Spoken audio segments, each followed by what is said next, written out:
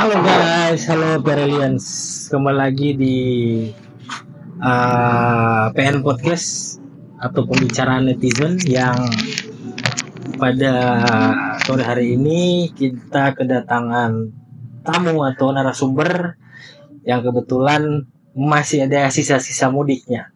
Jadi kita culik dulu untuk mampir ke PN Podcast dan beliau kebetulan berkecimpung di wilayah ketenaga kerjaan lintas negara.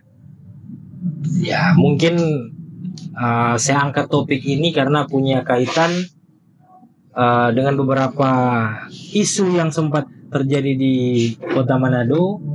Itu banyak anak-anak muda khususnya diundang untuk melakukan pekerjaan di luar negeri atau di negara lain dengan modus diiming-imingi gaji besar, padahal tidak melalui mekanisme atau prosedur yang diatur dalam peraturan perundang-undangan.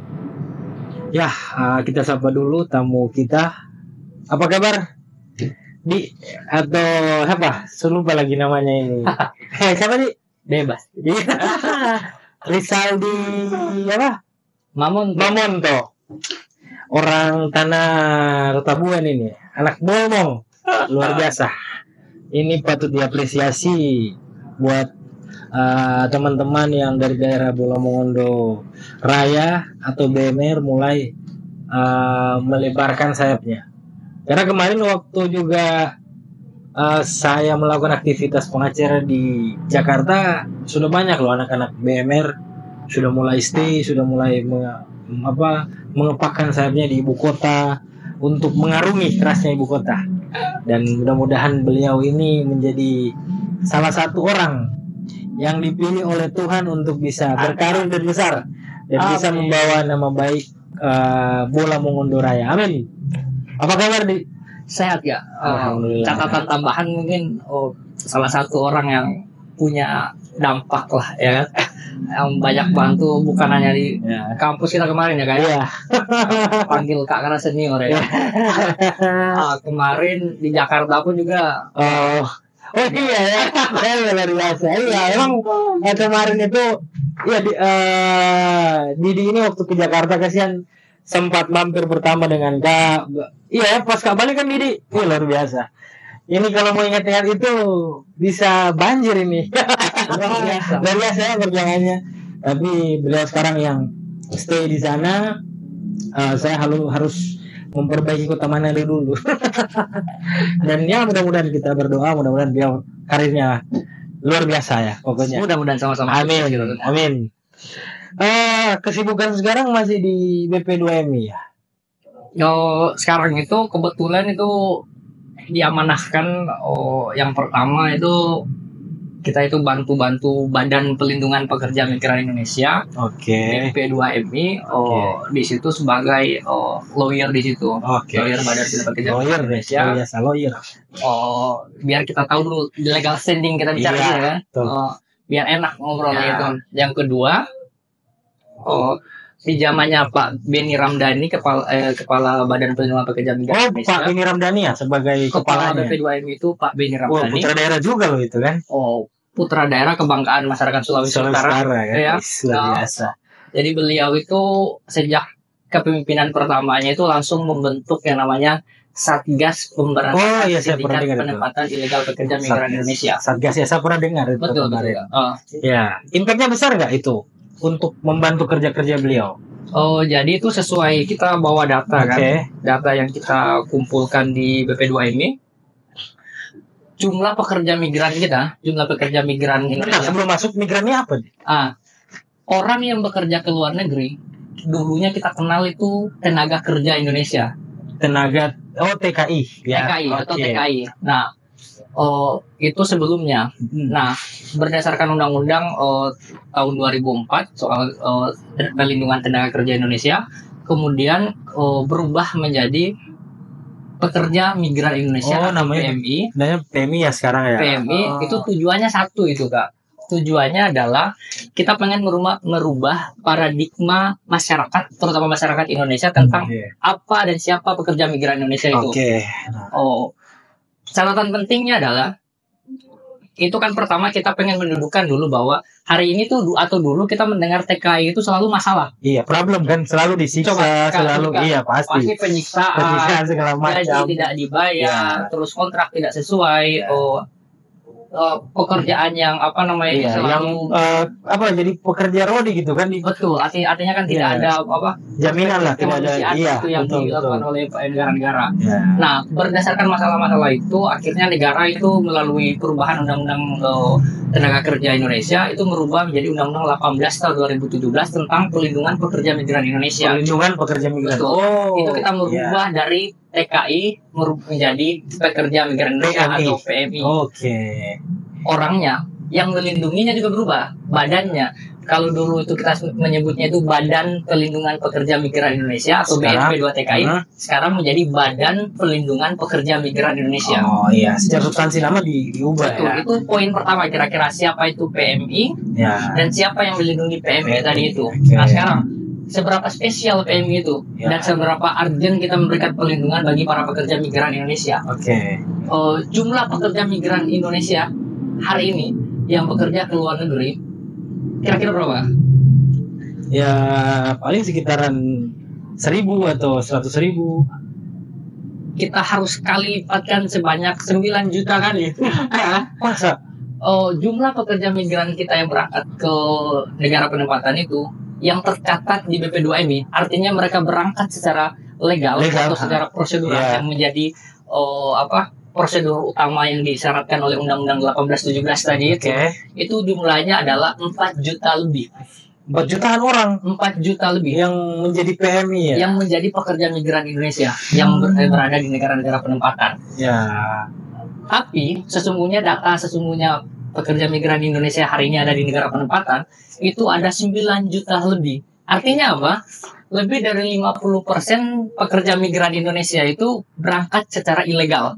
Banyak yang berarti yang berangkat ilegal ya. Luar biasa ilegal. Dan ini bisnis besar, bisnis kotor, bisnis yang memperjualbelikan anak-anak bangsa. Dan betul. Ini perlu mendapatkan perhatian yang serius oleh negara. Karena kenapa?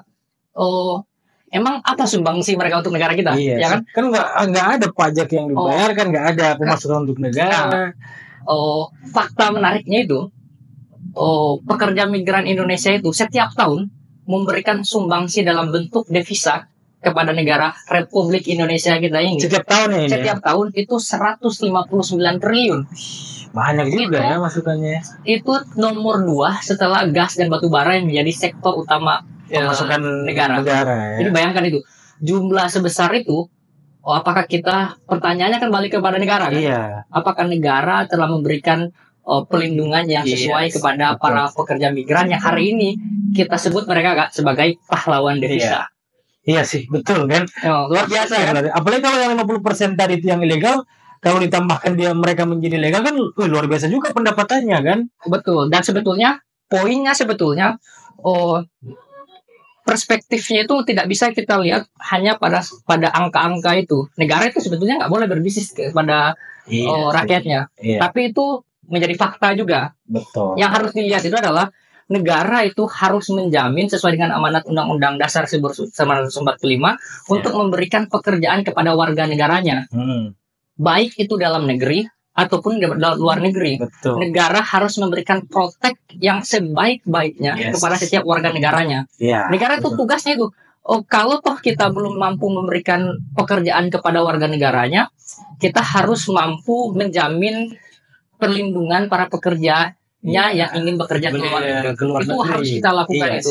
Karena kan memang isu-isu masalah tenaga kerja ini untuk di wilayah Indonesia sendiri kan nggak selesai-selesai kan. Betul. Harusnya kan ya kalau memang tidak bisa menyediakan lapangan pekerjaan dalam negeri, setidaknya membantu memberikan sumbangsi lebih lah. Betul. Contohnya kayak BP2MI ini kan, supaya bisa mendistribusikan ke setiap negara kan. Betul. Bisa. Nah, tugas sendiri untuk BP2MI apakah hanya sekedar pengawasan atau ada tempat untuk siapa nih yang ingin kerja ke luar negeri? Kita buka rekrutmen, kita ada nggak seperti itu? Menarik pertanyaannya ini, dan ini menurutnya hal yang paling penting ketika kita tahu siapa dan apa peran BP2MI tadi itu. Nah, sekarang kita tahu menjadi BP2MI atau BP2MI secara badan itu sebenarnya seperti apa. Oke. BP2MI itu tugasnya itu memberikan perlindungan sebelum, saat, dan sesudah. Sebelum dia bekerja, saat dia bekerja di negara penempatan, dan setelah dia bekerja itu menjadi objek pelindungan dari dari Badan Perlindungan Pekerja Migran Indonesia. Dalam hal apa dilindungi itu? Ya kan? Itu dalam hal hukum, sosial, dan ekonomi. Hukum, sosial, dan ekonomi. Dilindungi 3 aspek itu ya? 3 domain aspek tersebut yang menjadi pelindungan yang diberikan oleh Badan Perlindungan Pekerja Migran Indonesia. Misalnya dalam hukum, ketika dia mendapatkan masalah hukum, maka BP2MI secara kelembagaan akan memberikan pelindungannya. Yang kedua, secara sosial tadi itu, atau secara ekonomi. Kita setelah mereka bekerja, kita memberikan pendidikan kewirausahaan. Biar nanti ketika mereka pulang, mereka tuh mengambil atau menabung banyak uang. Kira-kira bagi mereka yang betul-betul giat bekerja dan tidak tergiur untuk belanja besar-besaran dengan penempatan. Nah itu mereka ketika balik harapannya duitnya itu bisa diolah secara profesional dan kita memfasilitasi itu. Selain banyak hal-hal teknis yang dilakukan oleh Badan Perlindungan Pekerja Migran Indonesia. Itu yang pertama menjadi aspek pelindungannya. Sebelum, saat, dan sesudah. Undang-undang ini itu disebutkan dalam Undang-Undang 1817 dan undang-undang ini sangat progresif karena dulunya pelindungan itu hanya diberikan selama bekerja. Kalau ketika dia sudah selesai, sudah nggak di ini lagi ya? Selama dan setelah. Selama dan setelah. Yang sekarang ini ya? Sekarang itu sebelum. Lebih luas lagi ya? Betul, artinya objek pelindungannya itu lebih besar dan lebih mengena kepada para pekerja migran Indonesia tadi itu. Nah, soal ini tadi itu, soal ketika kita hari ini sudah tahu soal apa yang menjadi objek pelindungan pekerja Badan Perlindungan Pekerja Migran Indonesia atau BP2MI. Sekarang kita lihat lagi pada soal tadi proses penempatannya. Orang yang bekerja ke luar negeri, bahasa yang kita kenal, bahasa baku pekerja migran adalah penempatan. Jadi ketika hari ini bekerja ke luar negeri, kemanapun itu kita menamakannya atau mengistilahkan penempatan. Itu istilah baku digital. Nah, proses bisnisnya itu atau proses penempatan itu kira-kira ada 3 atau 4. Itu G2G, government to government tadi itu, atau G2P, government to private, atau sebaliknya, atau private to private, atau perseorangan. Ada 4 skema penempatan. Sederhananya pertama, kalau G2G itu artinya dilakukan proses penempatan yang dari pemerintah ke pemerintah. Kalau biasanya kalau pemerintah Indonesia itu yang menjadi PIC-nya ditunjuk adalah Badan Perlindungan Pekerja Migran Indonesia. BP2MI ini ya. Sekarang itu kurang lebih yang sedang giat-giatnya dilakukan proses penempatan itu ada 3 negara. Jepang, Korea, dan Jerman. Itu kita sudah melakukan MOU proses penempatan dengan negara-negara tersebut dan luar biasa. Tahun lalu kita hampir menembus 300.000 tenaga kerja penempatan pekerja di Indonesia di tahun itu yang kita berangkatkan secara G2G tadi itu. Jadi tiap minggu itu hampir kita melepas 200-300 orang. Dan ada yang menarik gak? Untuk masih dalam poin G2G ini ya, penempatan secara government to government ini, dalam rangka sebetulnya ini mungkin poin berikutnya yang paling menarik bagaimana cara kita memuliakan para pekerja migran Indonesia tadi. Mungkin kita menjelaskan dulu aspek tadi ya. Boleh. Yang kedua tadi itu proses penempatan setelah G2G, tadi G2P. Artinya government kita dengan swasta di sana. Itu kita bisa melakukan itu, atau bisa perusahaan dengan perusahaan ya. Betul, perusahaan di Indonesia dengan perusahaan di sana. Yang keempat itu bisa melalui perseorangan atau secara mandiri. Jadi itu kira-kira 4 skema penempatan pekerja migran Indonesia yang dilakukan oleh stakeholder tadi itu, baik itu secara G2G, G2P, P2P, dan perseorangan tadi itu. Yang perseorangan itu kira-kira secara umum singkatnya begitu ya.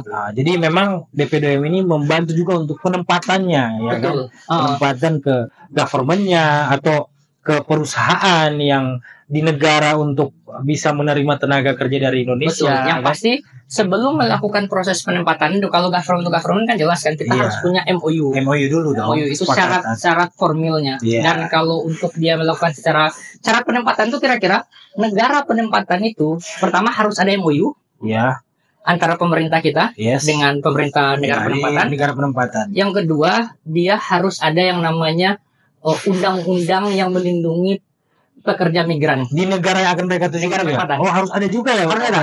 Yes. Kalau tidak ada itu, maka kita tidak boleh melakukan proses penempatan ke negara tersebut. Iya, ntar kan kalau ada apa-apa lagi tenaga kerja kita dari Betul, Indonesia artinya kan itu kan minimal pegangan komitmen hukum kita Iya, negara betul. kepada negara tersebut. Kalau toh mereka tidak punya komitmen terhadap perlindungan pekerja migran Indonesia, ngapain kita menjual Iya, atau melakukan hal-hal yang tidak baik kepada warga negara kita. betul sih, betul.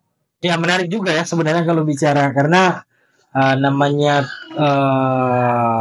pekerja yang melakukan aktivitas pekerjaan lintas negara ini kan kalau dari dulu nih nggak pernah selesai sebenarnya. Betul. Problemnya kan ada aja terus hal-hal yang terjadi. Nah terakhir ini kan jujur kenapa saya ingin dapat banyak pandangan ya dari MTD yang cukup berkompetensi lah membahas tentang tenaga kerja karena jujur kemarin di wilayah saya atau di tempat tinggal saya banyak tuh tetangga saya yang mereka tuh diundang dari negara tetangga kita, negara lain untuk melakukan aktivitas pekerjaan. Nah, mereka kemarin sempat tanya-tanya ke saya, ini gimana nih? Kak Yoga, ini tuh orang dapat undang nih atau dapat panggilan kerja di luar negeri. Saya bilang, wih, hati-hati kalian jangan sampai karena setahu saya banyak fasilitas negara yang tersedia bagi orang Indonesia yang ingin melakukan pekerjaan ke luar negeri kan. Salah satunya ini BP2MI kan bisa memfasilitasi itu. Sampai mereka tuh saya lihat ya cuma dikasih uang, disuruh berangkat. Disuruh berangkat dan kedepannya kita tidak tahu jaminan apa yang mereka dapat, Betul. perlindungan apa yang mereka dapat. Nah itu pernah nggak terjadi di BP2MI sendiri? Ini kita Ketemu nggak kasus seperti persis. Ini kira-kira kita bicara pola perekrutan tadi itu. Pola perekrutan yang resmi dan tidak resmi tadi itu.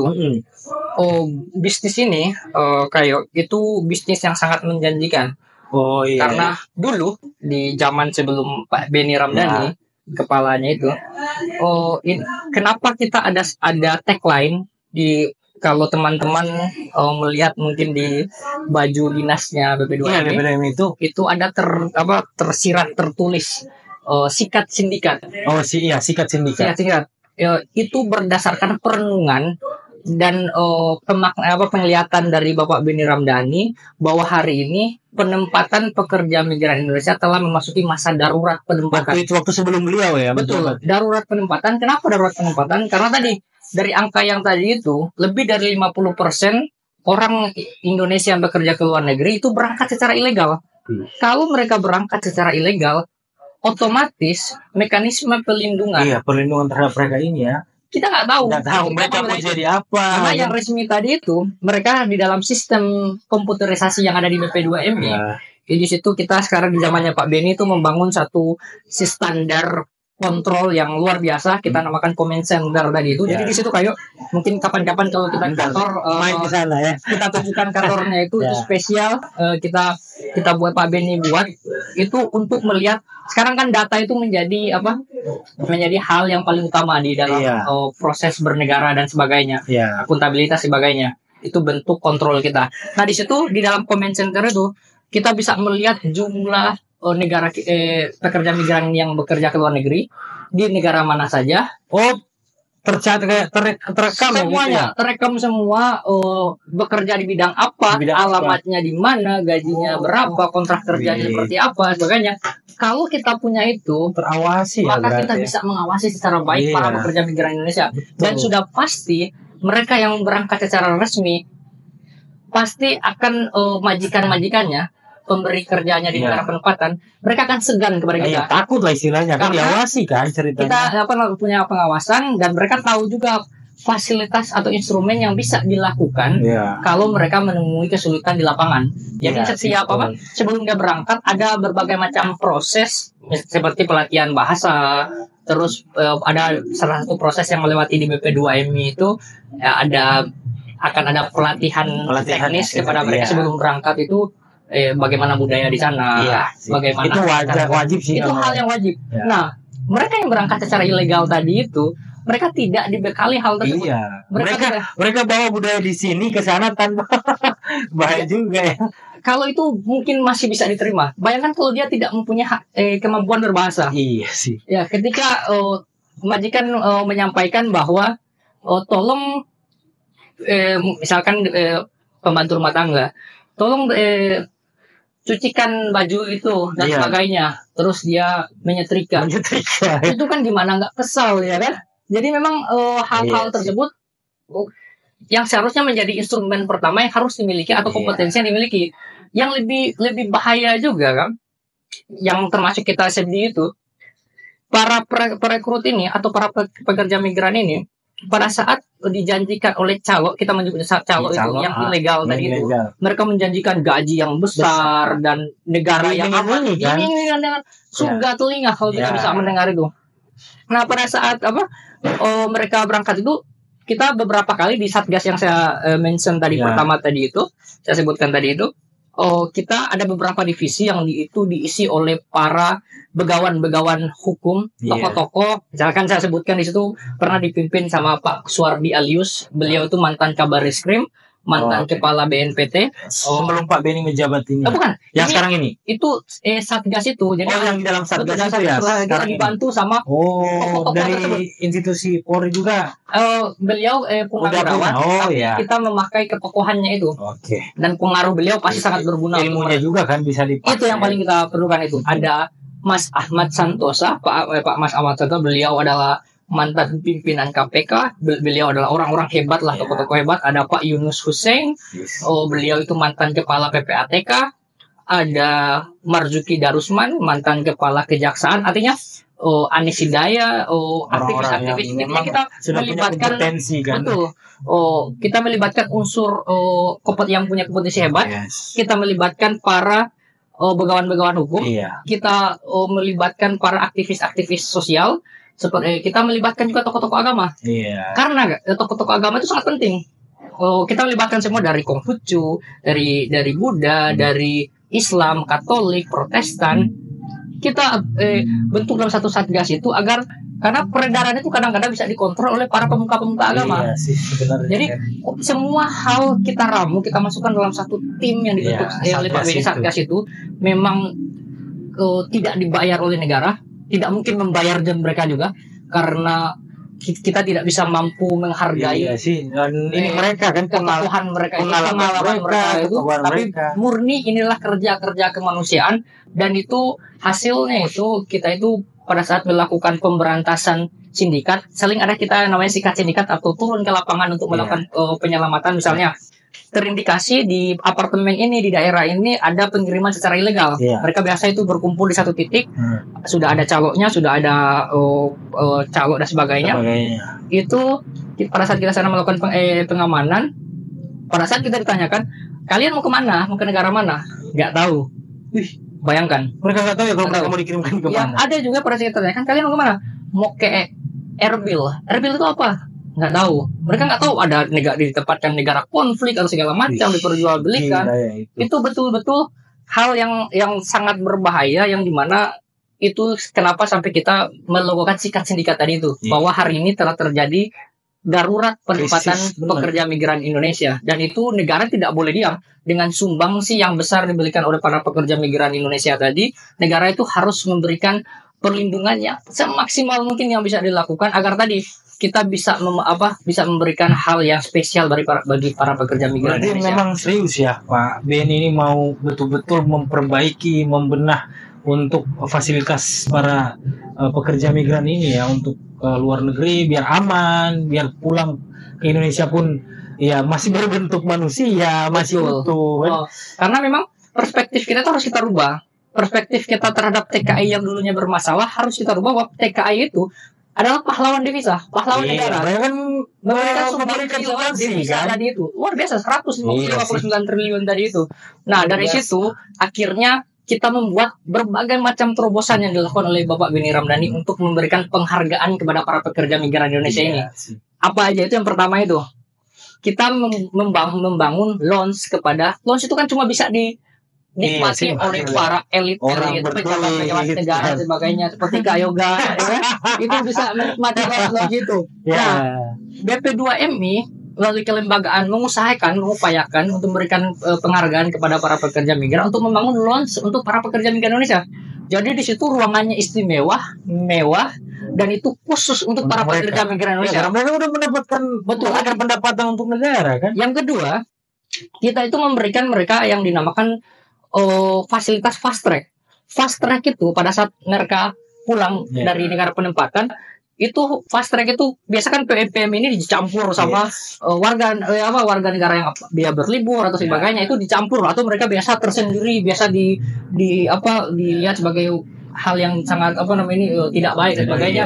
Sekarang mereka itu punya satu fasilitas yaitu fast track yang itu khusus untuk pekerja migran Indonesia, dan itu ada karpetnya pemeriksaan itu dan ditulis di bawahnya dimuliakan ya oleh warga negara VVIP. Luar biasa. Betul. Jadi dimuliakan luar biasa sama Pak Benny ya. Itu betul-betul kita mencari berbagai macam hal untuk bisa memberikan penghormatan kepada mereka. Termasuk yang dilakukan salah satu terobosan menurut saya yang terbaik dilakukan oleh Bapak Benny Ramdhani. Pada saat mereka bekerja ke luar negeri, Bapak Benny Ramdhani kepala BP2MI itu pengen adanya penghormatan atau mereka itu bangga bekerja ke luar negeri. Caranya gimana? Pada saat mereka berangkat, itu mereka dikumpulkan di hotel mewah bintang 4, dikasih penginapan di situ dan dikasih semacam proses pelepasan, dan itu dilepas oleh para tokoh-tokoh negara. Bapak Presiden telah pernah, para menteri pernah juga, para tokoh-tokoh bangsa itu melepas mereka seperti layaknya melepas kontingen yang sedang berlibur negara. Betul. Jadi kalau para kontingen olahraga itu pada saat dilepas itu memperebutkan medali dan sebagainya, kalau para pekerja migran untuk merebut devisa. Keuntungan untuk negara. Keuntungan untuk negaranya, kembalikan untuk negara. Jadi ada juga salah satu fasilitas juga selain tadi itu kita istimewakan dalam proses penempatannya. Ada yang namanya kartu sakti kita. Ya kan? Kartu itu bertuliskan itu kartu kehormatan. Kartu sakti itu bukan kartu kesehatan, bukan ya? Bukan. Kesehatan gratis, makan gratis bukan ya itu ya? Jadi itu semacam kartu yang diberikan oleh kepala ditandatangani oleh kepala BP2MI, dan di situ disebutkan dalam 4 bahasa, biasa bahasa Indonesia, bahasa Inggris, bahasa Mandarin, sama bahasa terakhir itu bahasa negara penempatan bahasa Korea. Dalam 4 bahasa lah. Ditulis di situ kira-kira dalam bahasa Indonesia bahwa hari ini kami mengirimkan kayak diberi notis ya, diberi tanda jadi dagangan ya, dan itu di kop Garuda sangat spesial. Jadi ketika dia bertemu dengan majikan, itu hal pertama yang dia berikan kepada majikannya. Artinya dia memberikan surat kehormatan tersebut. Biasanya itu hanya dimiliki oleh duta besar. Tapi sekarang sudah dibuat untuk para pekerja migran Indonesia. Pak Benny, progresnya Pak Benny untuk artinya pekerja migran kita pengen kita pengen memuliakan para pekerja migran tersebut agar bayangkan 159 triliun diberikan setiap tahun, tapi anggaran untuk BP2MI, badan yang melindunginya itu cukup miris. Meskipun sudah ada peningkatan sejauh ini, dulu itu sebelum Pak Benny itu atau di periode 2-3 tahun Pak Benny memimpin itu anggarannya cuma 300 miliar lebih. Bayangkan setiap tahun ya? Setiap tahun itu kecil sih, itu baru untuk membayar badan skala nasional ini. Itu baru untuk membayar gaji pegawai saja itu udah lebih dari 50%. Artinya itu secara pengamatan secara akademik itu sudah tidak sehat. Karena seharusnya beban gaji itu harus lebih rendah daripada beban pelayanannya itu. Nah, sekarang itu alhamdulillah lewat perjuangan BP2MI, perjuangan Bapak Benny Ramdhani, lewat komunikasi intensif dengan stakeholder yang ada, dan tentu dengan keberpihakan yang diberikan oleh Bapak Presiden Joko Widodo untuk memberikan perlindungan dari ujung rambut sampai ujung kaki kepada para pekerja migran Indonesia. Akhirnya ya kemarin kita BP2M mendapatkan penambahan anggaran itu hampir dua kali lipat atau sudah 500 miliar lebih. Artinya kan itu kira-kira perjuangan-perjuangan di akhir-akhir kepemimpinan Pak Beni yang itu insya Allah itu akan bermanfaat untuk para pekerja migran Indonesia. Luar biasa loh. Toko Sulawesi Utara ini bisa membawa kebanggaan untuk skala nasional. Betul. Kan kemarin Pak Beni ini sempat kisruh kan, sempat terjadi satu gejolak. Tapi ternyata di sisi lain ternyata Pak Beni banyak memberikan sumbangsi, khususnya di wilayah para pekerja migran, pekerja yang akan melakukan aktivitas kerjaan ke negara lain, kan? Luar biasa sebenarnya. Tapi di balik cerita tadi pernah nggak menangani satu masalah yang saya ceritakan tadi?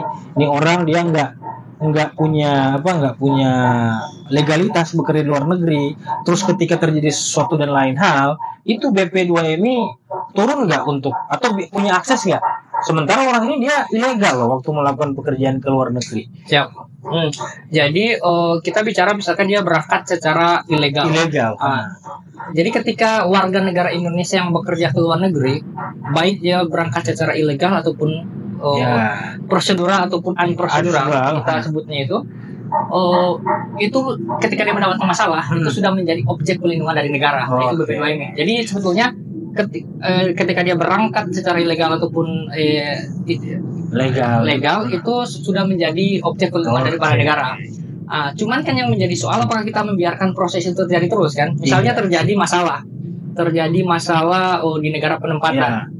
Kalau di negara kita terjadi masalah sebelum bekerja tadi itu, tentu kan BP2M bisa langsung take over untuk mengambil alih, memberikan apakah itu teguran kepada perusahaan penempatan yang berbuat nakal dan sebagainya. BP2M juga itu biasanya itu ketika itu terjadi di negara penempatan, maka karena di negara penempatan itu ada instrumen yang bernama perwakilan Republik Indonesia di negara penempatan, maka tentu kita hanya bisa melakukan komunikasi kepada kedubes atau perwakilan negara kita di sana. Jadi memang kita punya keterbatasan ketika mereka sudah ada di luar negeri. Jadi, ketika mereka udah ke sana, akhirnya sangat kecil ya ruang lingkup tapi memang kan? Sampai hari ini sebetulnya komunikasinya terbangun dengan baik. Ketika ada masalah, kepala BP2M itu orang yang paling fast respon. Mungkin beliau adalah pejabat yang semua nomornya itu diketahui oleh semua orang, pekerja migran atau siapa itu, karena beliau sangat terbuka. Yang berkepentingan di wilayah ini. Betul, karena sampai pun rapat pimpinan itu yang seharusnya itu sangat rahasia sifatnya, itu semua sifatnya terbuka karena Pak Beni Ramdhani itu sangat percaya dengan prinsip akuntabilitas tadi itu dan transparansi tadi itu untuk perbaikan, karena kontrol di zaman sekarang sih nggak ada yang bisa kita sembunyikan lagi kan.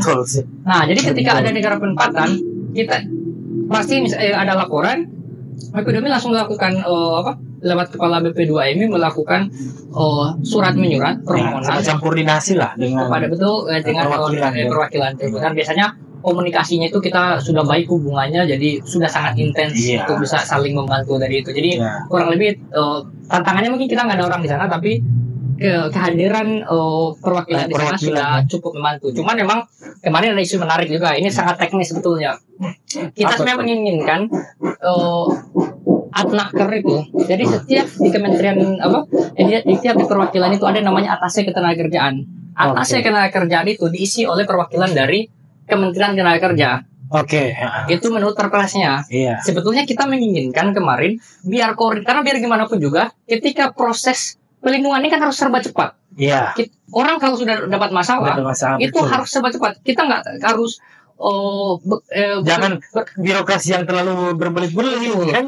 Kalau misalnya terjadi tadi Pak Beni kan pengennya serba cepat dan sebagainya.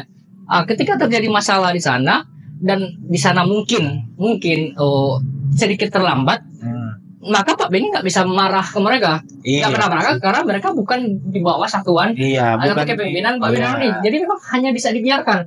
Nah, kalau kita punya Atnaker di sana, atau mungkin kalau Atnaker itu ketinggian, kita mungkin bisa ada staf atase kerajaan. Di sana kan. Nggak perlu Atnakernya kalau itu terlalu tinggi. Nah, tapi memang itu sementara dalam proses perjuangan juga. Artinya itu adalah bagian supaya bila ada laporan warga negara Indonesia yang jadi masalah di sana, kita pengen serba cepat. Ya. Dan kalau tidak cepat pegawai kita di sana, misalnya kita diterima usulan kita itu atas segala kerjaan, maka kita bisa langsung marah mereka untuk dipercepat lagi. Jadi bisa ada bisa lebih enak komunikasinya itu. Iya, bisa saset, karena bayangkan aja masa kita biarin itu sudah kita nggak tahu apakah dipukuli atau atau disiksa. Betul. Atau orang udah mau mati, kita masih mengurus birokrasi yang terlalu artinya yang sekarang sudah baik, tapi harapannya mungkin itu bisa menjadi kajian tertentu yang menurut saya itu cukup beralasan. Yes. Kalau lebih dominan nih untuk BP2MI sendiri, lebih erat kaitannya dengan kementerian apa? Apakah ketenagakerjaan atau bea cukai di bawah naungan Kemenkumham atau di bawah naungan Menteri Keuangan? Lebih erat biasanya terjalin koordinasi itu dengan kementerian apa? Sebetulnya itu komunikasi yang terjadi itu dengan kementerian lembaga terkait itu lumayan banyak. Misalnya kalau kita proses perlindungan misalnya. Iya, kalau perlindungan. Ketika ada perusahaan yang nakal, misalnya dia menempatkan secara ilegal. Yes. Maka yang BP2MI itu bisa marah ke mereka, tapi BP2MI itu tidak bisa mencabut izin mereka. Oh, ya dikembalikan ke kementerian terkait. Kita kan kalau orang hukum itu, yes.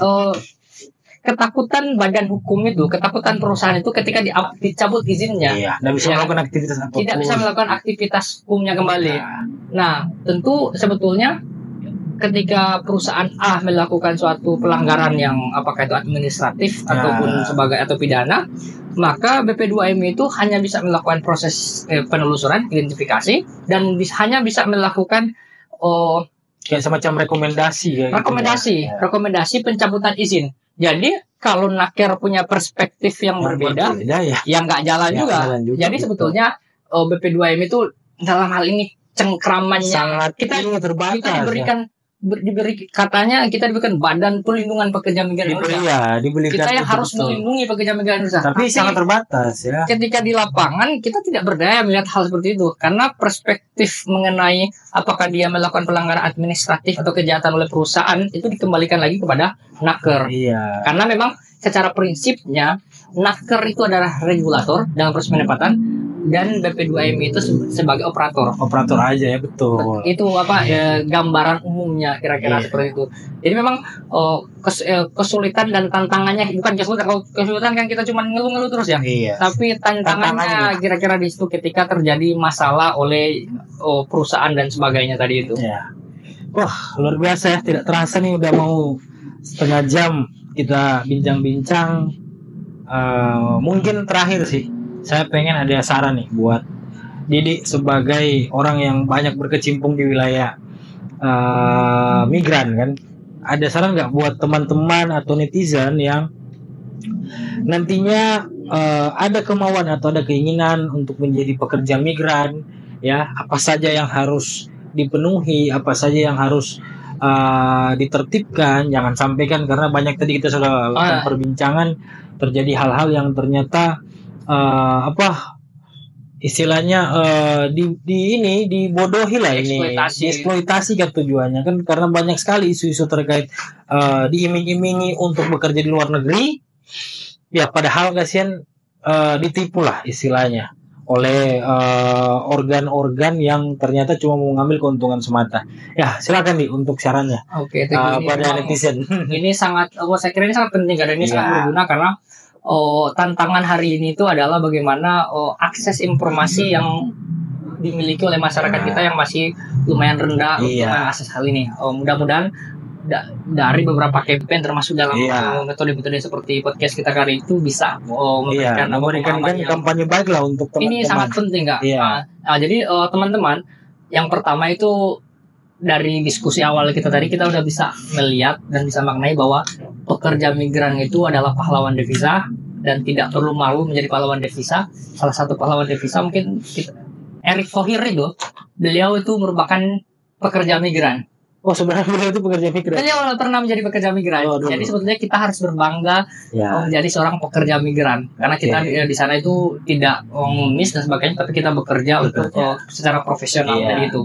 Nah, teman-teman, bila mendapat sekarang itu kan di tengah kemajuan teknologi informasi sosial media, tentu banyak informasi berseliweran soal informasi penempatan pekerja migran. Mungkin kita tidak terlalu punya akses untuk bisa mengecek bagaimana asli atau tidak dan sebagainya, karena orang bisa mengatasnamakan BP2MI, bisa mengatasnamakan apapun itu yang dia bisa berbaju legal dan sebagainya.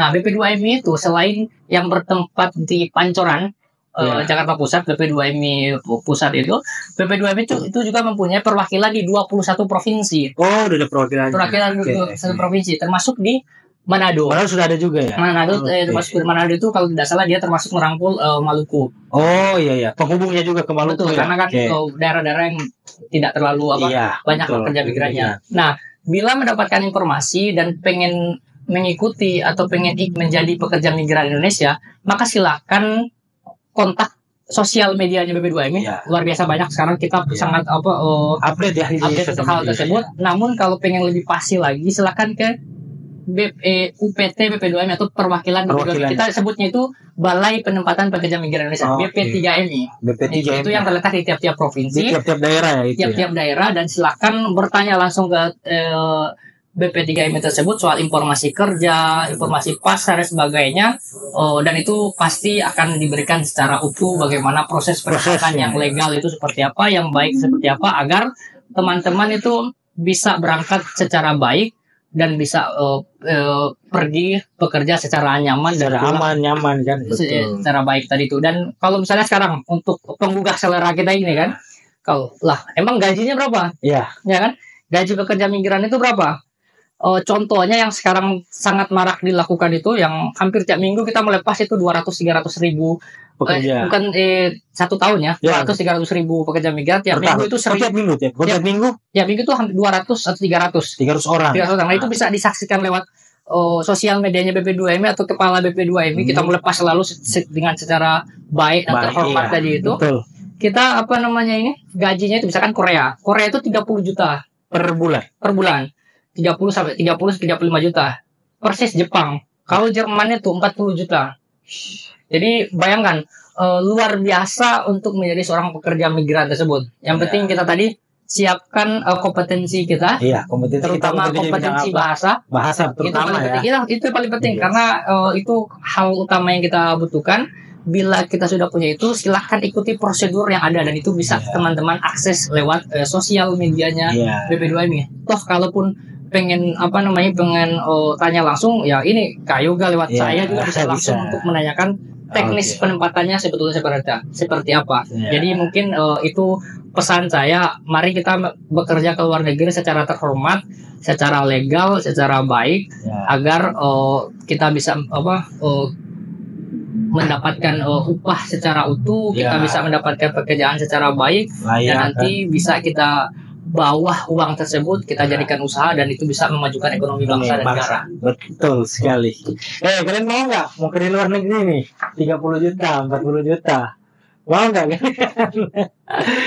Ya, jadi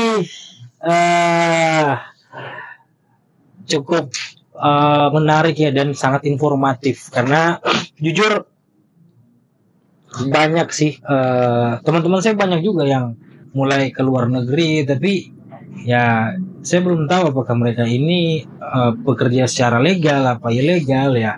Mudah-mudahan dengan adanya informasi dari teman-teman BP2MI yang punya keinginan atau berangan-angan ingin bekerja ke luar negeri atau jadi pekerja migran, informasinya mungkin sudah sedikit banyak sudah disampaikan tadi, atau nanti saya coba tag lah Instagram atau email dari saudara Didi untuk teman-teman bisa bertanya. Dan pesan moral mungkin yang bisa kita ambil ya, jangan selalu teriming-imingi lah untuk cepat mendapatkan keuntungan atau gaji besar atau bekerja di luar negeri, tapi ujung-ujungnya malah membuat sengsara ke depan nanti. Apalagi yang bekerja secara ilegal nih, buat teman-teman nih yang diiming-imingi karena gajinya 2 digit sehingga tidak menaati, tidak mengikuti prosedur yang diatur dalam peraturan perundang-undangan. Kan sayang, nanti merepotkan bukan hanya orang tua loh, tapi merepotkan banyak pihak. Negara pun repot untuk mengurusi teman-teman yang bekerja ke luar negeri. Dan waktu kita sudah habis. Thank you, terima kasih banyak. Rencana balik apa nih ke? Belum tahu ya. Senin. Ya. Mudah-mudahan kejadian atau bencana ini, Gunung Ruang ini bisa cepat reda dan teman-teman kasihan yang mau balik juga ke daerah asal, daerah yang masuk ke Manado dan sebaliknya itu kan terhenti aksesnya. Ya mudah-mudahan lah saudara-saudara kita juga dilindungi oleh Tuhan Yang Maha Esa dan bencananya cepat reda dan aktivitas ini kayak saudara Didi nih luar biasa nih mau balik kasihan terhalang. Ya kita berdoalah semua untuk bisa cepat reda bencana yang ada di Gunung Ruang. Oke, terima kasih dan terima kasih semua. Nanti selanjutnya kita akan hadirkan juga narasumber-narasumber yang menarik dan bisa memberikan pandangannya mereka dari perspektif hukum nantinya. Oke, terima kasih banyak. Salam hormat dan sampai jumpa. Dadah.